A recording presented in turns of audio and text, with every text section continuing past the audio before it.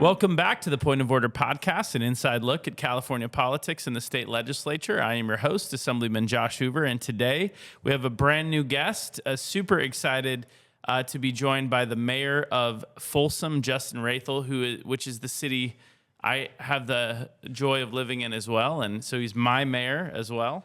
Justin, welcome to the podcast.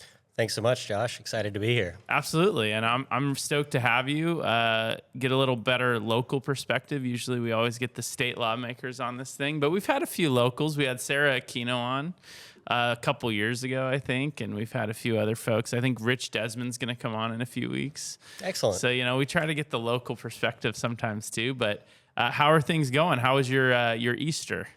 Easter was great. The weather's beautiful right now, so got to spend some time out at the lake. Got the sails on the sailboat all ready for the season.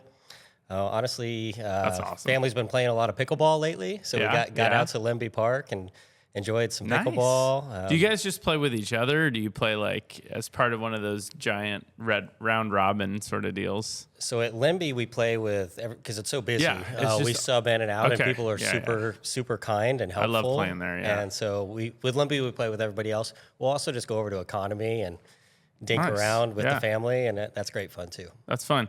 You'll have to text me. I haven't gotten out there in a while, but I always keep a paddle in my car just in case. Oh, perfect. The challenge is on. In case the pickleball opportunity ever presents itself, but I have failed to seek it out lately. I hope you come in your suit also, so we can. Here's the assembly member playing in his suit out at Limby Park. You know what? Yeah, I know. I'm a little overdressed today. I would much rather be cash like you, and so I apologize for that. But just know that in my mind, I'm casual like you today. Yeah. So the other thing I was going to ask you before we get into things is we're recording this on a Monday. It's going to come out this Wednesday. But tonight is the big March Madness National Championship game. I don't know if you have a bracket this year, if you've been following that at all. I am not a sports person. Okay, all right, it's one of those topics. I'm like, Josh and I are not going to. He's going to have all this knowledge on sports, and I'm going to be like, it's college, right? Basketball. Hey, you know what?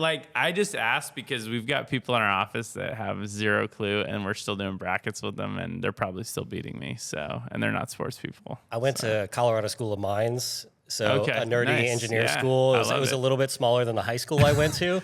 Sports was not a great sports program. Not a great sports program. Lots of intramurals. Well, they got Michigan tonight against UConn for the national championship, so should be a good matchup. But I honestly have no clue. I'm probably gonna pick Michigan, but I kind of want UConn to win because I think they're the underdog, and they beat UCLA, which is really the only school I cared about in the tournament. So, but speaking of UCLA, the UCLA women's team won the national championship on Sunday, so that's pretty cool. That's pretty amazing. First one in school history. Oh, that's excellent. Yeah, so it's pretty exciting. Bring it home to California. Yeah, exactly. So we actually had the Capitol. I didn't, but someone had. I think Newsom or someone had the Capitol lit up last night in blue and gold for UCLA, which is pretty cool. That's awesome. Yeah, so that was kind of my weekend. Although I did, also have a good Easter and hung out. I think we attended very similar church services and hung out with the family. Had dinner with my parents and my in-laws and stuff, so it was a good time. Didn't go sailing or get out on the water or anything, but yeah, we had the family meal the week before, so everybody. Nice. Okay. We fit it in where it fits in. Yeah, absolutely. No, it's good. It's always fun to do that. So all right, so let's jump into it. Why don't we start with just tell us a little bit about you, your background. And maybe how you ended up in politics, your roundabout way to politics. Excellent. So I think probably two formative experiences for me that kind of led me down this path. One is I was a petroleum engineer for my first career. It's what I went to school for, and that allowed me the opportunity to work overseas. So I spent time actually living in London and then also working in Algeria. Wow. And I think what I came away with, people have the same desires everywhere: safety, security, better life for our children, economic mobility. These things are common the world throughout, right? But our government has a huge impact on whether those things are possible or not. And so when I came back to the U.S., I was pretty motivated. You know, it's our government works because we participate. And so that was one of the real formative experiences of what drives me to community service and drives me to want to be involved in our local government. And then when I moved out to California, I started a small business. And I could say that honestly, things could be easier.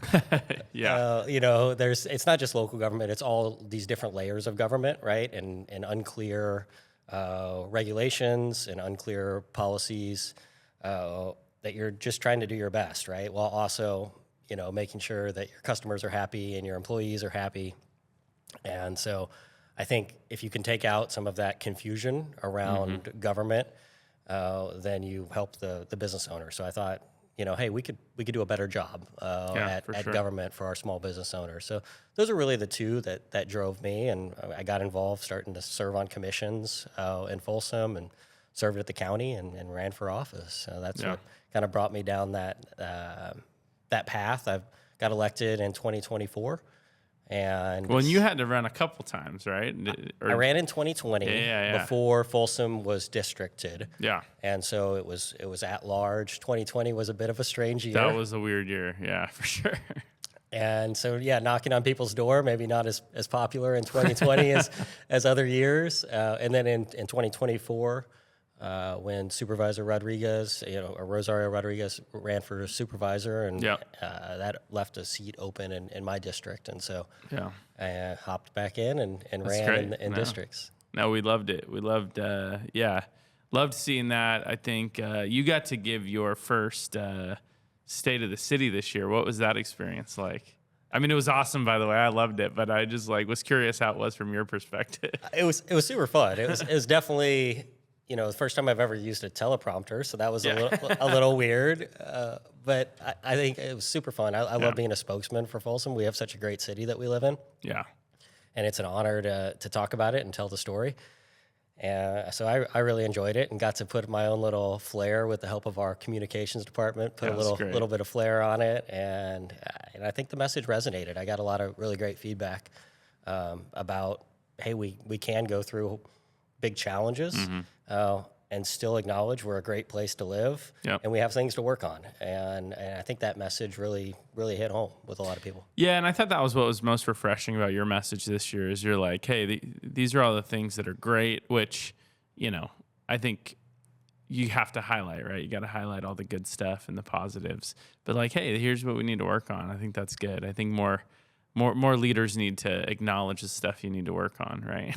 So it doesn't always, get you the best feedback. It doesn't always make you the popular person in the room, but it's also why I'm there. Yeah. I'm an engineer. I'm a problem solver by my nature, and I love digging into the details and figuring out how we can do better and having people take shots at it. I love hearing from people on both sides about what their thoughts are and how we can make things better, because I think that's why democracy works. Yeah, for sure. So what are some of your priorities? So the mayor of Folsom, right? It's a rotating mayor. You usually get about 1 year to spend as mayor, typically speaking, just historically. What are some of your priorities? What are some of the things that you're working on this year that you want to focus on during your time as mayor? Yeah, so first off is service delivery and regaining the trust of the voters. We had a failed, I say we, there was a citizens initiative that went forward, Measure G, that lost at the ballot box for a local sales tax. This is the second time that a local sales tax has been turned down by the voters of Folsom, and I think the message was really that we need to regain that trust, right? That our local government needs to be delivering on results, and I think that's something that the city needs to work on, right? Do we have a thriving economy? Do we have a lot of great jobs? Do we have a lot of great people giving back, great schools? We got a lot of things going for us, right? But I think the local government hasn't always been the problem solver, right? And I think all of our departments can take some ownership of this, and that when residents were reaching out to us, oftentimes we were the government of no, right? It was not willing to take risks, not willing to go along with ideas that our residents had, and not processing permits in a timely fashion. There's a lot of things that folks would get frustrated about. And so I think we've got to really work on those things and really deliver for the voters. That's number one. Second one is the Central Business District. So kind of that area between Sutter Middle School and Target, both on Bidwell and Riley Street. It's our older commercial area, but there's still a lot of very successful, thriving businesses throughout that. And I'm working with the business owners there on really getting the vision plan that was created in 2024 by a wider group of folks, working with the business owners on how we implement that. And so our local government's got a part to play there with sidewalk closures, bike lanes, sewer replacements. There's a lot of things that we can do to spur private innovation and investment in that area.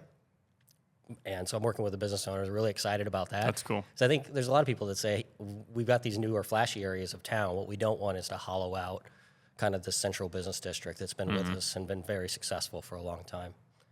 That's by my house too. So, well, what's the response been like so far? Because I did see the plan, obviously, I think like a year ago or a couple years ago when it came out, and I was pretty excited about it. Just sort of the revitalization of that area, that part of the city. But what's been the response been so far? It's been mixed, right? It depends on which initiative. I think there were 36 or 39 different things to work on there, right? That were agreed by that committee that was stood up for the vision plan. And so I think some of the recommendations in there had pretty universal support, right, from the different groups. And other recommendations were more mixed. Like I use roundabouts for an example. Those are always mixed. Right? It's a mixed bag right now, right? And so maybe that area of town is not where we go for our first like significant roundabout. That could impact traffic and businesses, right? Maybe we try them out in other areas first, right? And so that's to me a pretty easy compromise, right? Of like, let's figure out of these 39 recommendations, if we agree on 20 of them with the business community and the residents and everyone, then why don't we work on those 20 first instead of trying to work on all 39 of them? And so I think overall it's been very supportive. I've had a couple of meetings with business owners and our city staff and Choose Folsom, our economic development group. And actually on April 15th, we are going to have our next meeting where we're going to show some ideas about identity, like a sense of place to the business owners. And that was one of the things that was included was really come up with a sort of new name, right? Central Business District. It doesn't really give you the warm fuzzies. It sounds kind of like something you'd come across in Monopoly or something, let's get a little more creative. Yeah. I like it. So I think we're going to, showcase some ideas there, and then we're going to talk about what we can do on the public side. And what projects are priorities for us, and make sure those are aligned with our business owners, right? Because they're going to cause disruption, right? But long term, they're going to lead to a revitalized area. Well, this is going to be a little controversial for some of the listeners, but I'm pretty pro roundabout, man. But I think it's one of those things, and you're an engineer, so you can speak to it even more directly probably, but for me, I think it's one of those things that works really well in theory, and maintaining flow of traffic and keeping things moving. And I think like all of that, I believe in the science of the roundabout, but then I think about like the pushback you get. Does that sort of undermine, or the fact that people are just not familiar with roundabouts in this part of the world, right? Does that sort of undermine their effectiveness, right? And it makes me kind of think about ranked choice voting, right? There was this big movement on like ranked choice voting. In theory, it sounds so good, but in practice, it's so complicated that it just doesn't work as well, right? And so it's just really funny to me. Like roundabouts are in that category of something that, I do get it, right? I think they make a ton of sense, but then you hear how passionately people oppose them, and it really is. It's kind of funny. Yeah, and I lived in Golden, Colorado. I went to school of mines, and when they put in those roundabouts, I was actually at school. Yeah. And so the first weekend, we went out and just kind of watched cars run into each other. It was not good to open them in the winter. It was not good. There was a lot of things that they should have done a little differently. Looking back on the design, it might not have made the most sense, but it was their first foray into it. And so I think there's a difference between your first roundabouts, and I know we've got a couple that are there on, but they're Plaza sort Drive. of in the outskirts, right? They are. So people aren't really. I mean, some of them are really outskirts. Like you have to go find them. Totally. And so they're not really practice, for a lot of our residents. So I do think that there are some intersections that make a lot more sense. And I think one of the main concerns with the business owners there is you're going to neck it down to one lane in some places. And because there's just, those businesses that are there, they've built up around there. There's just not a whole lot of extra room. That's a good point. I think we need to figure out a way, or maybe you only implement them where you have significant easement that allows you to do it. So interesting. It's just not as easy as, pull out the traffic light, drop in roundabout. Exactly. It does take more space. Yeah, I hear you.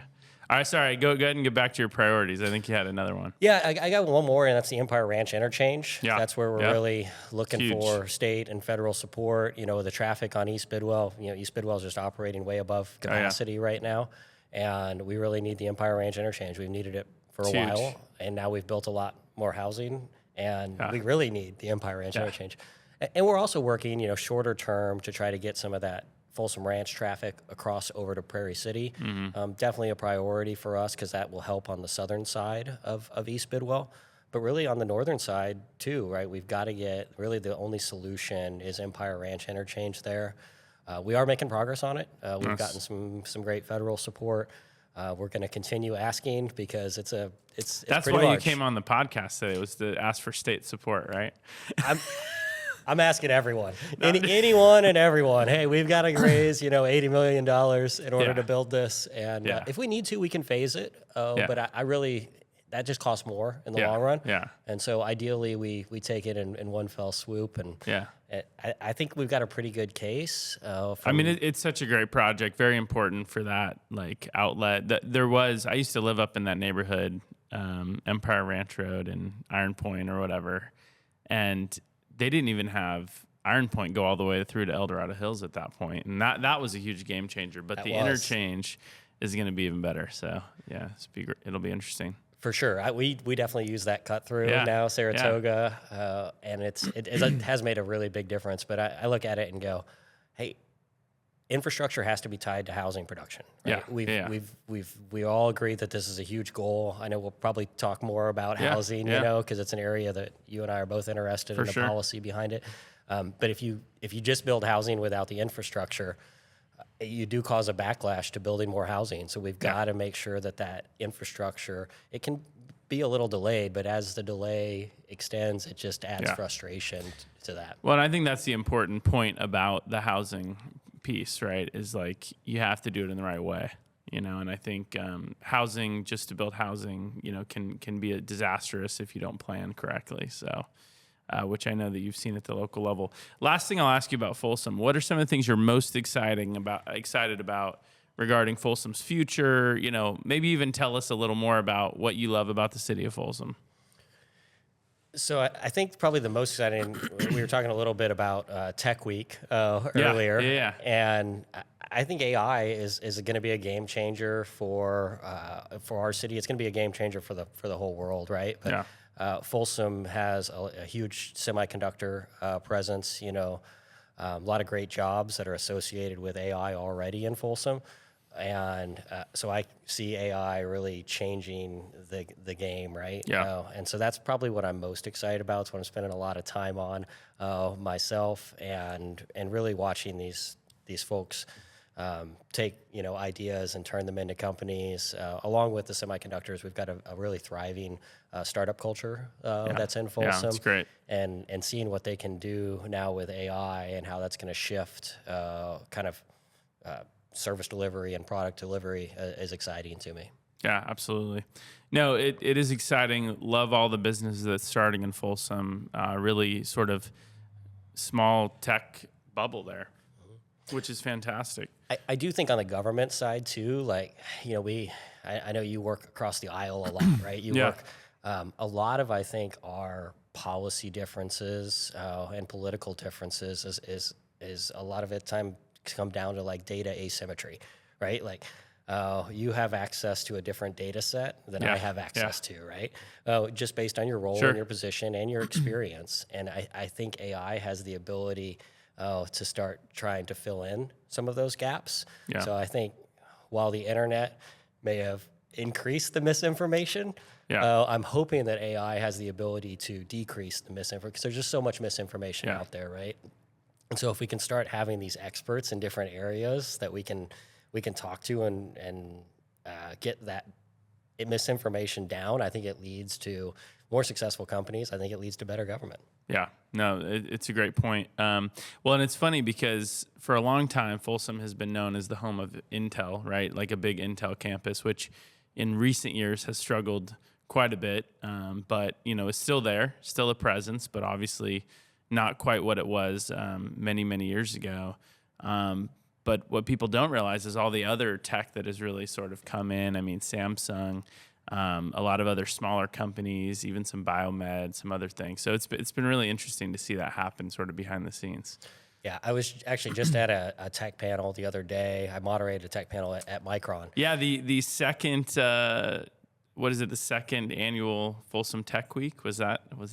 No, this was after this. This was after that. So Oh, I wow, moderated okay. a couple tech panels since then. Nice. I'm not smart enough to be on the panel, but I am smart enough to moderate the panel. I love it. Yeah, which is great. That's kind of how I am too. Yeah. And it was amazing. I think one of the things that we don't realize about Intel, one, I'm excited that they've made a longer term commitment. They're leasing back 1 million of that 1.7 million square feet for up to 12 years.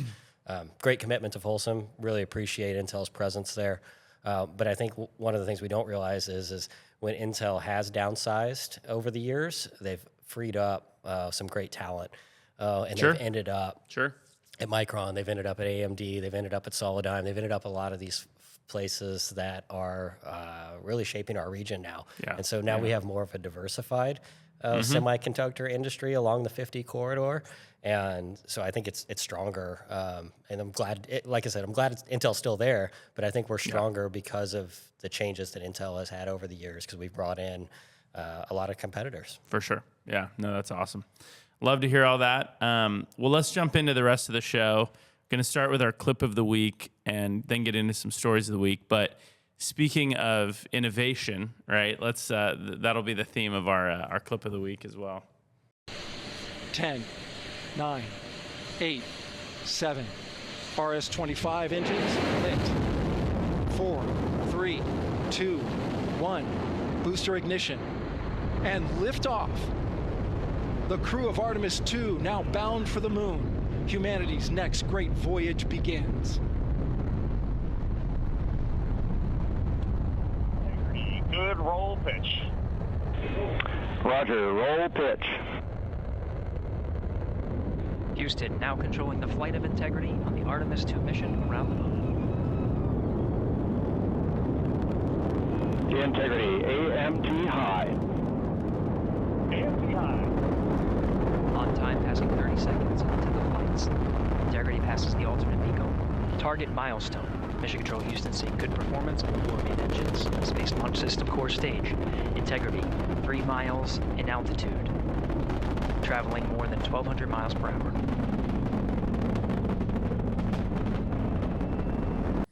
I don't know if you got a chance to watch that. I was actually out of town and just got to see the after, but pretty cool. Pretty cool to be going back around the moon. And I don't know, if you had any thoughts.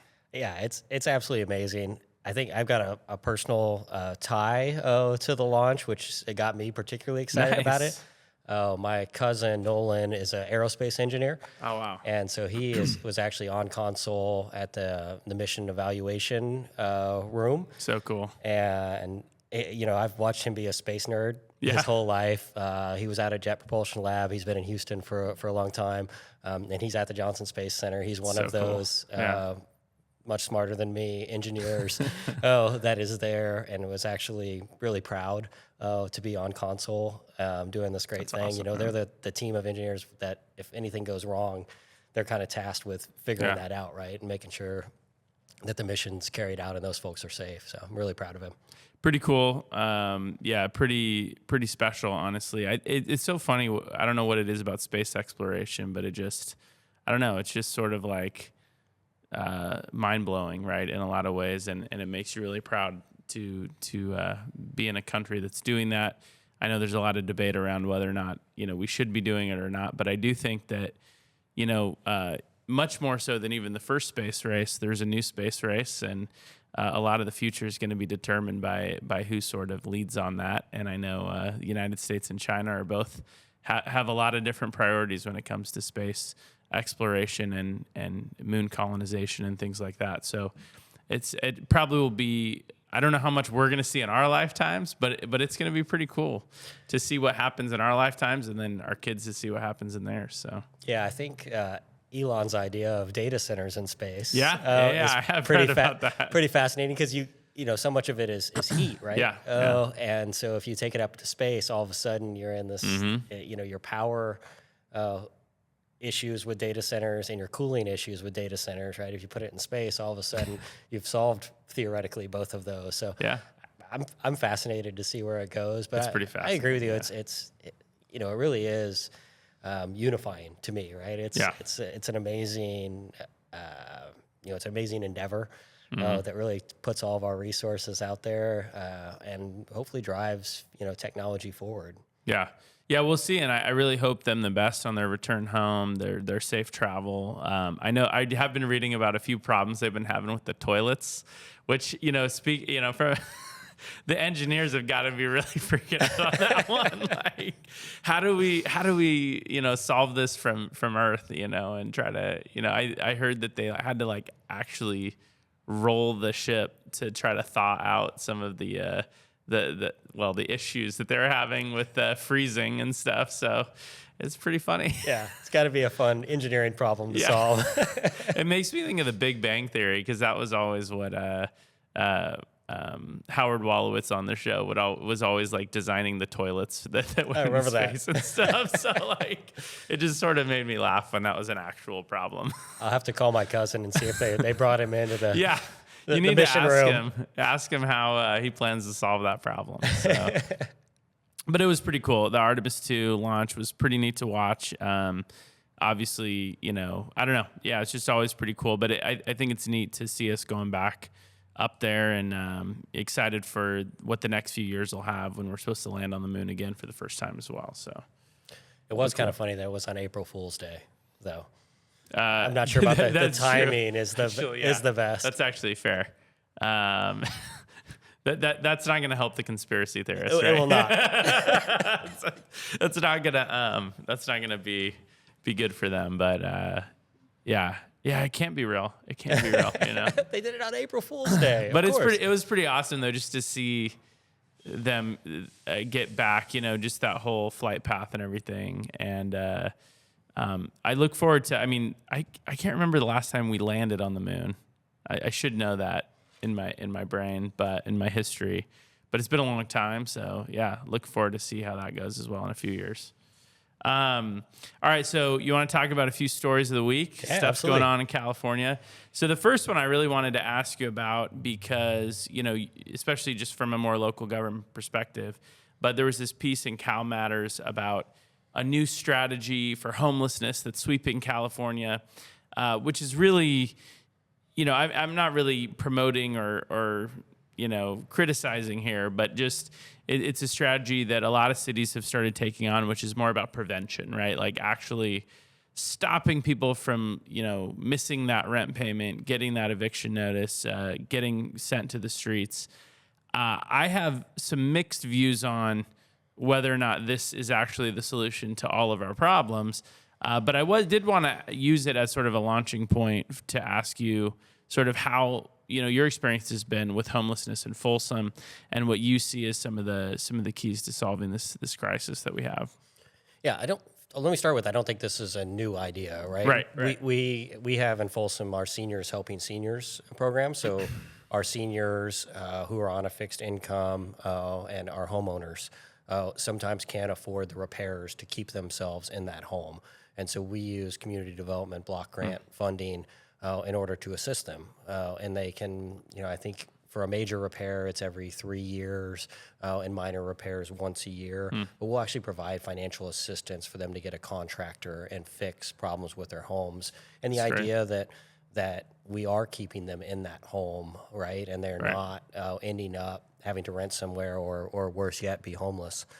And so I think, there's also discussions that we've had at the city with the county of like what data sources do we have where we can target funding, right, to use in prevention.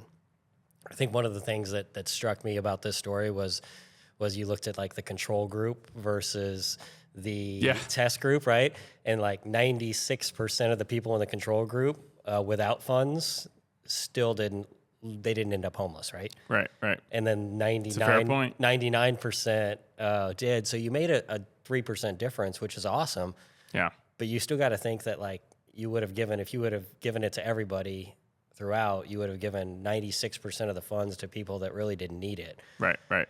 Yeah, that's a good point. And so, is it the best use of our targeted funds? I do think that there's work to be done on the prevention side, and I think it's absolutely needed and helpful. Yeah.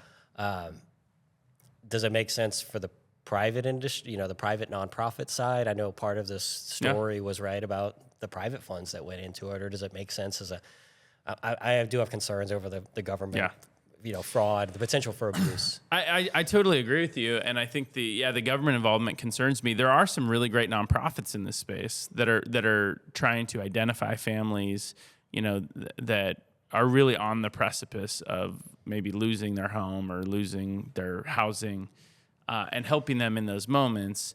But I do question sometimes, if it's too narrow of a view of homelessness sometimes, right? Like, I mean, there obviously are these individuals that deserve and need help, and I do think there's some good nonprofits that can help handle that. But it's, I think there's a lot more to this problem as well, right, than just that affordability piece. So that is a piece of it. The housing is also a piece of it. But there's also, I think, a whole nother category of homelessness that this doesn't really affect, Absolutely. Whether it be those with mental health issues or those with substance abuse issues. I'm not sure this is necessarily going to be what keeps them out of homelessness.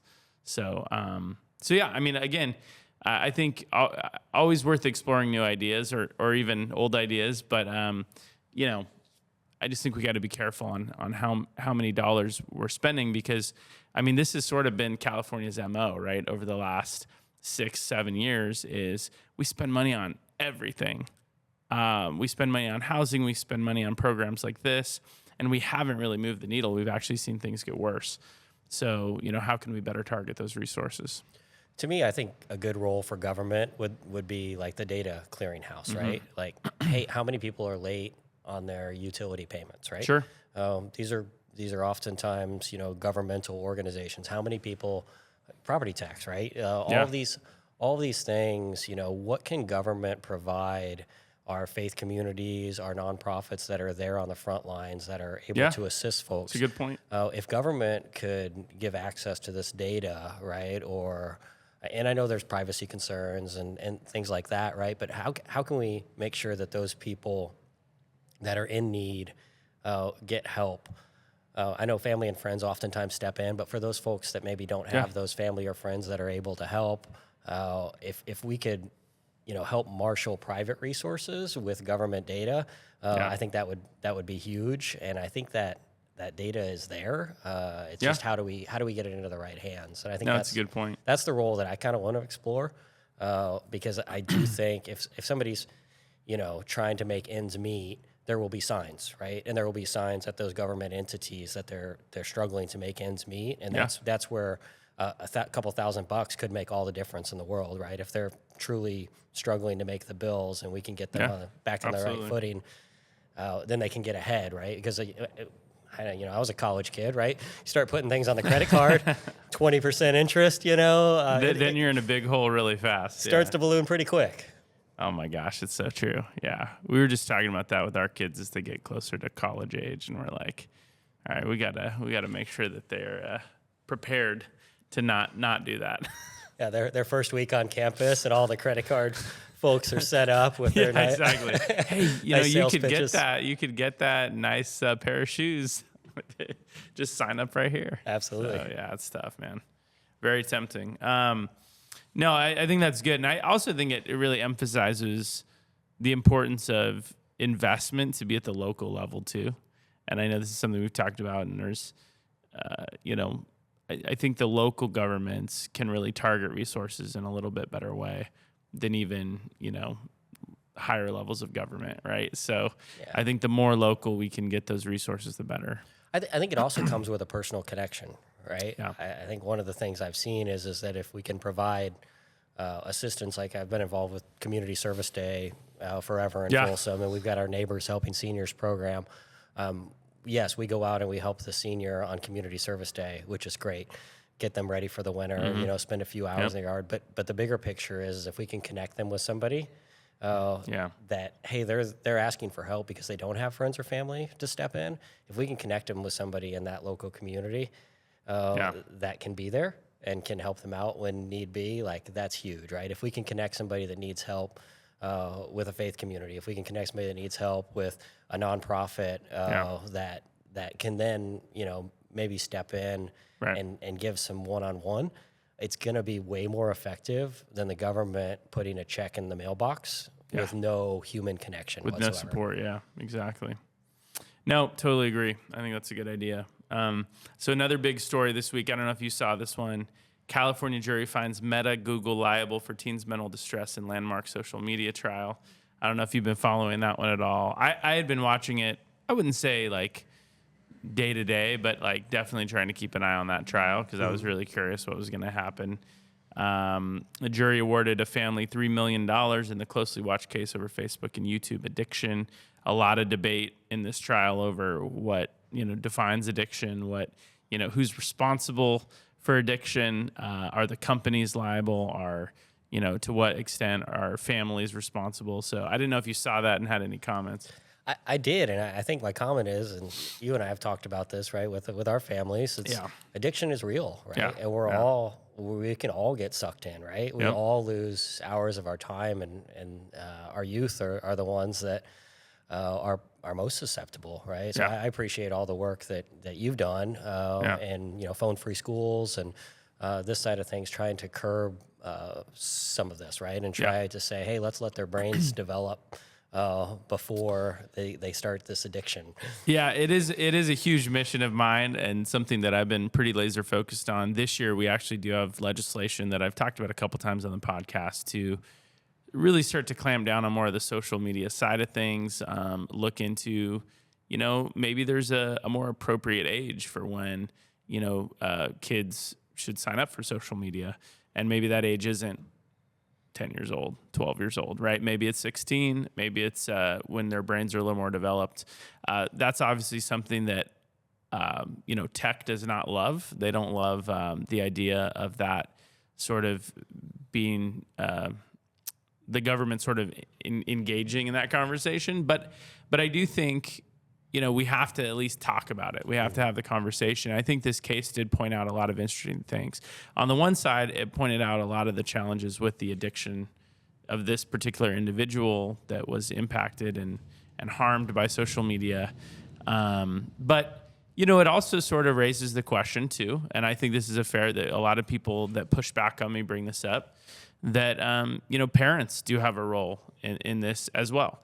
And, some of the testimony in that trial of how many hours a day this child was on social media or on YouTube, it's like, really, that's interesting. Because that, to me, that was also a red flag. Like, I would never allow my child to be on it for that long, right? So I think it's really both. I think parents have a really strong role to play in this as well. But I do think in a lot of ways, a lot of people aren't aware of the harms. And the government does have a role in at least, helping support parents in this endeavor. And that was sort of the thought behind phone-free schools is, sure, I mean, look, first of all, they're at government schools when we're talking about the phone-free schools policy. And they need to be focused solely on their academics. And we need to support parents in this, where when they're in the quote-unquote care of the government for the day at school, they're not going to be exposing themselves to all this addictive content, right? So I think there's a balance there that we can strike, and I think it's important for the state to be involved. But I can share a really good example from our household, right? Tara's kids, my stepkids, they their computers, their home computers, were more restrictive than the schools that they were given at school. That's wild. And so YouTube Shorts became really an issue at our house, right? Because it is essentially social media. It is, yeah. Although it's called by a different name. And YouTube has so much great educational content. I can see why schools would struggle to block it because it has such a huge role in education nowadays. And so I get both sides, but what we found was we had them using their school computers because we were more restrictive. So I think in that sort of range, and not even talk about, the peer pressure and the difference between, exactly. The kid with the flip phone versus the full iPhone where they have the ability to download apps and social media and all these things. That is another element of it is the peer pressure with the different standards of different households. But I think for us, the big challenge was the difference between what we wanted to implement and what was permissive that's true. At a government institution. Yeah, and that's a great point as well. And I think that this is actually going to lead to a new conversation in the future, probably not this year, on reassessing the digital sort of framework of schools, right? Like what is the appropriate level of digital access? Like there obviously has to be some, right? We're trying to train kids in technology, prepare them for the future jobs. They need to learn how to type, right? I mean, there's certain things that they do need to learn when it comes to computers. But do computers and technology need to be in every aspect of education? I think that's a question that people are now asking again. Like, I think there was a moment where it was like technology is the future, which it is. I mean, obviously, but then we might have gone a little too far in integrating into every aspect of the education as opposed to just like specific aspects of education. So it'll be interesting to see if that conversation happens as well. Yeah, I think it's a healthy conversation that we're having for sure. My phone broke recently, and it was great having to try to reset everything. Right, it was a really healthy reset for me personally. That's cool. Yeah. So I think from now on, I'm just going to smash my phone once a year, and then be forced to see what do I really want to log into again, what do I want to download again. Yeah. So if we just had to start fresh here and there and reset our habits, be super helpful. It's actually not a bad point. Yeah, it's not a bad idea. Just an annual reset. I like it. Yeah. No, it'll be interesting. I actually think YouTube, I get why they created shorts. They wanted in on that type of content, and I understand that. But I do think it was somewhat of a misstep because for a long time, I think YouTube was viewed very separately from social media, right? It was viewed as a more educational, more long-form platform. And I think that the implementation of shorts has really brought it into the social media conversation in a way that they're now going to be under a microscope in a greater way than had they not gotten into that space, right? Because you really can't deny that YouTube shorts, and by the way, the other challenge with them is you don't need an account to get access to them, right? Because YouTube has historically allowed non-account access. Yeah.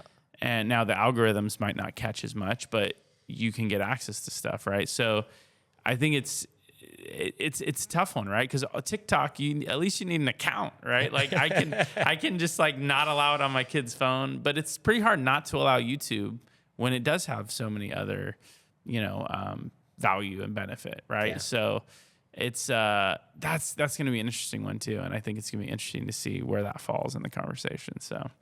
Yeah, we had, some educational toys that really YouTube was embedded inside, your instructions. Wow. Right. Wow. And so even when they were younger, it was hard to ban YouTube because you're like, here, I want you to play with this educational toy. And they would go like, well, but none of the videos work. You're like, oh. Yeah. Well, I kind of have to allow access to it, right? So I think you got a great point there in that they're putting themselves in a space that they probably don't want to be in with shorts. I agree. Yeah. And they've got such a huge presence already in our eyeballs and our lives. Totally. Do they really need us watching short form content there? I don't know if they do. I don't know. I mean, I get wanting to compete, but at the end of the day, I do think it brings a different level of scrutiny, right? So it'll be interesting to watch how that plays out. But yeah, it's funny you say that because this is what has been one of my battles with like even church youth groups, right? And pastors and stuff is like they send everything out on Instagram. And it's like, my kid doesn't have Instagram and they shouldn't have to create an account, log into I would argue, harmful social media platform or addictive social media platform in order to get access to the events for the week that the church is running. You know what I mean? It's like, hey, I get you're trying to meet kids where they're at, but maybe we push them somewhere else that isn't addictive, It's That's fair. So anyway, that's been one of my constant battles as well, but I think we're making progress. Well, we can spin them up an app pretty quick with AI now. Yeah, exactly. If they need any help, happy Exactly. to help. Yeah. Or an email. Email works too. Hey, email. There you go. Let's just go old school. We don't read our it's emails anymore, that's Josh. fair. The AI does that for us. That's a fair point. Okay, so this next story I thought was interesting. I want to get your perspective on too. There's a new piece of legislation that has been introduced that would essentially add costs to Public Records Act requests, right? So it would sort of put some more limitations on how many you can request before certain costs kick in. I will say this has been pretty controversial, right, in the transparency, good government space, right? Where it's like, well, should we really be reducing access to Public Records Act requests? But I think from your perspective as a local government official, what has your experience been, or Folsom's experience been, with Public Records Act requests? Do you have a lot of frequent flyers that are constantly filing, like the same people filing multiple requests? I mean, there's one example in the article of someone in one of the cities, I'm trying to remember which city, but basically filed 100 Public Records Act requests and stated that she wanted to make things difficult for the city, right? That was like her goal of doing this, right? So, is there a balance? Is there a line there? And is there a place where we could get to an appropriate compromise on this legislation? I tend to be on more of the good government side. Is like, we want to be really careful with this, but I'd love to get your perspective as well. I do think it's something we need to be really, really careful with, because what I don't want is government to be able to use this as a reason not to release records. Correct. Right? Correct. But at the same time, yes, we absolutely have our frequent flyers, and they take up a significant amount of time and resources that would be better spent in other areas. So I think one of the things is like the broadness of a record, right? Of a request, right? How broad can your request really be, right? And I get it that when you're requesting, you might not know the specifics, right? But I think that's one of the things that maybe has a potential, right? Of narrowing down, right? Because a super broad request could return a lot of documents, right? That would need to be reviewed. Whereas a very specific request, like I need to know what happened on this day at this time between these individuals or this organization, or I want it specifically with this piece of this ordinance that's going through. Like those sort of requests, I think, are not a big issue, right? It's the broadness of some of the requests that come through. Interesting. And then I think on frequent flyers, one of the ways you could do it is to limit the requests, right? And then even if that person hit their limit, they could call a friend, right? And say, that's fair. Hey, they're just going to come up with a new strategy. But they could, right? But then at least they have to call somebody else and say, hey, I needed my other 10 requests this month, right? Just kind of like you limited the bills that legislators could introduce, right? That's a fair point. It adds, do you find different ways that you kind of can sometimes get some extra bills in? Yeah, you probably do, right? Yeah. And with these folks would get requests, but then at least it kind of starts to make it a little more challenging for them, whereas right now it's just an email or just a government form. So I also say that I make public records requests sometimes from other agencies, right? Yeah. And the handling of public records requests from agency to agency is very different. From my experience as a consumer of public information. And so I think there's a lot of things that we can make better about this. And I've been harping on technology, but like when the staff emails me and say, hey, we got a public records request on this, can you look through your emails? Like, I'm like, just release any of my emails at any time for any reason ever, right? Like I'm a public official, I'm an elected official. Like I have no issue with anything I say or write being sent out in a public that's I'm doing the people's business, right? Like release it, right? Send them more than you need to. That's totally fine. But that's that's my approach to it, right? And I get that they have to scrub it to or like remove sensitive information or sensitive information and things like that. But I think that's something that AI can probably do just as well as a human. Yeah. Right. Like, hey, replace people's names with other things. It does seem like a good application for technology, right? So to at least reduce the time that government employees are spending on this, because there are other more important tasks, obviously, that need to be done than, for example, scrub a document. but we also need to make sure those are getting released in a timely manner. So, yeah, how can maybe technology help us improve the efficiency of that process and reduce the workload, right, for the employees? We'll see where this bill goes. For those that are interested, it's AB 1821 by Assemblywoman Pacheco. Something to track and keep an eye on. It'll be interesting to watch. Absolutely. I do have one other thing to add to it, too. I think the best way that governments can minimize their amount of freedom of information at request is to be public with their data.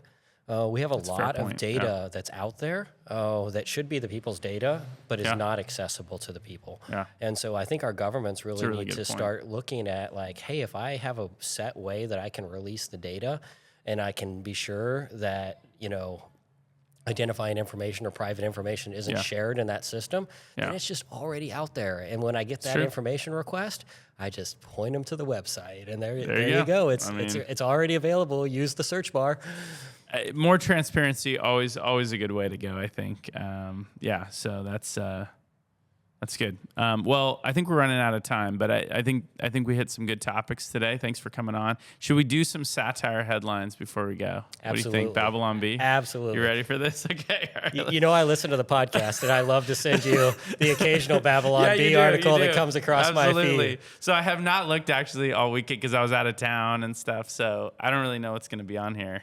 But there was one, though, a few months ago on roundabouts that really made me laugh. Back to our earlier conversation. So, all right. So let's see what we got here.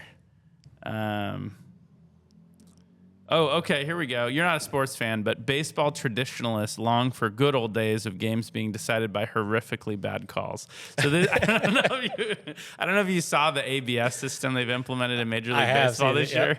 So you can now challenge a couple balls and strikes per game. If you win the challenge, you don't lose it, sort of thing. And it's really been fascinating to watch. Just like how many in some games and how few in some games, and which umpires really suck. And just like really determining who's really, it's pretty funny. So do they only use the system when asked to use the system, or is it constantly running? So the batter or the pitcher can challenge, or the catcher can challenge, right? So like if the batter thinks, they called that a strike, that was a ball, they can tap their helmet and they'll challenge it. And then the pitcher can do the same if they think they threw a strike and it was, whatever. So I don't know. Is it slowing down the game? It really, you know what? That's the one thing I would say. It really doesn't slow down the game, right? It just... Because we don't need baseball to be any slower. I don't know if you've ever watched like tennis, right? But like they implemented a very similar system in tennis many years ago where like the in and out, you could challenge an in or out call. Because the line judge, they do their best, but like the microscopic, line touch, it's like going a you little can't fast. Really see it. And so the system just tells you immediately in or out. And that's basically what this system is. It's like, is it on the line or not on the line? So it's, I don't know. Look, I'm still like, jury's out for me on my opinion of it. I tend to be pretty pro technology in sports and pro like getting the calls right. But like, I think it's been interesting. I'm not like adamantly against it or anything, but it'll be interesting to watch. It's been kind of fun to watch. Geez, some of these, this always happens to me, man, right? I just like can't read them. Yeah, you're like, not podcast material. So there was a plane shot down, one of our planes, and they were on conflict.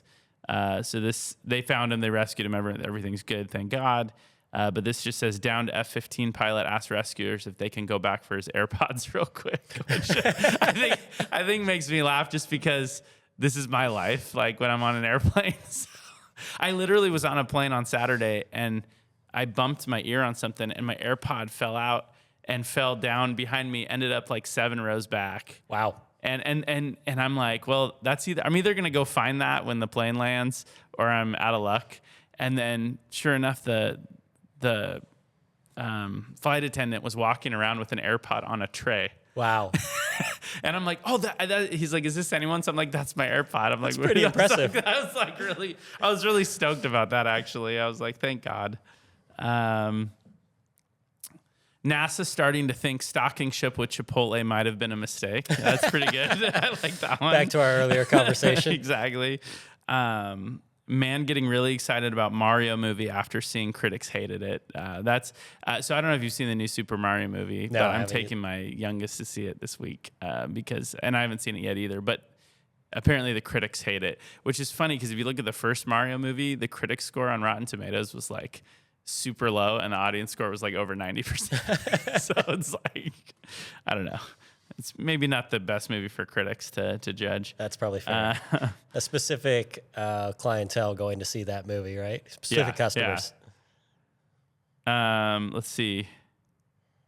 Yeah, I don't know. I think that's pretty much everything. There's just not a lot of great ones. I don't know if you've seen any good ones lately, but woman born in August, worried husband isn't thinking about her birthday yet. That's pretty good. That is. Yeah. That is April already, so he better get on that. We'll end with this one because it's very relevant to what we're doing right now. In historic first, podcaster goes on other podcasters' podcasts. I just love that one. When I read it, I was like, yeah, that's pretty much how things are right now. It's like you start a podcast and then you go on other people's podcasts. Nice. You go on each other's podcasts. It's very incestuous. All right. So, hey, I just want to say, I'll just offer you up the final word. Any final thoughts before we let you go today? Yeah, I know we've been working on your bill, AB 2415, Yes, and really the potential impacts of SB 79 on our historic district. So just wanted to express my appreciation to you and your staff, really. And, yeah, absolutely. As you know, our historic district is a particular gem in Folsom, well loved by our residents. And a high density, modern style, apartment complex next to our historic Folsom station would drastically alter the character of that district. And we've got a couple of great stations that could have some higher density housing there. Yeah. And so I appreciate the work that you guys have been doing to try to minimize the impact to our historic district. Well, and I think right? This isn't like an anti-housing thing, right? It's a what is appropriate, right, for certain. And obviously, there's historic districts in California, but really finding what is the right balance. Mm-hmm. And I think that's really the goal of the bill. And excited to work with the city of Folsom on it to try to strike a better balance. Obviously, still build the housing, but just make sure it's being built in the places where it makes the most sense. So, excited to work with you on that. So, in our historic district, because it's such a high value per square foot area, they've really been the leader in building ADUs, right, in our city, right? Like, it's not that we don't want housing in our historic district. There's a lot of it going on. There's a ton, there. Actually. Yeah. Oh, tons going on. We just want it to fit with the character. And so, I think the things that you work on, we appreciate you representing the city of Folsom. Appreciate all the work that you do to keep Folsom a great place to live. Yeah, and I think someone that mostly grew up there too, it means a lot to me to maintain Folsom's quality of life. And for those that haven't been to historic Folsom, you should go check it out. Like, if there's any listeners listening, haven't been down, made the 30-minute drive or even the light rail ride out to visit historic Folsom, one of my favorite spots. I literally spend multiple nights there per month just because it's so fun it's a place to be. So go check that out. Our next guest is going to be Assemblywoman Ali Macedo. She's going to be coming on in our next episode. You can email ideas for the show to pointoforderpod@gmail.com. Follow us on socials at pointoforderpod. Myself on X at Joshua_Hoover. Any place to follow Justin Raithel or the city of Folsom? Or really easy to find my phone number, email. That's true. Go online to the city of Folsom website. And also office hours, Tuesday 2 to 5 at City Hall. Love for you to stop by and have a chat if you have any concerns. Really easy to find my contact information out there. I do have the social Justin for Folsom, and that's right, Justin for Folsom. Is out there. You can definitely follow me on socials, but I'm not as active. I spend a lot of time on the phone and email and in personal meetings these days. That's good. Well, we thank you for everything you're doing as mayor. Excited for your first year as mayor, and thanks for coming on the podcast, Justin. It was good having you. Thank you. See you later.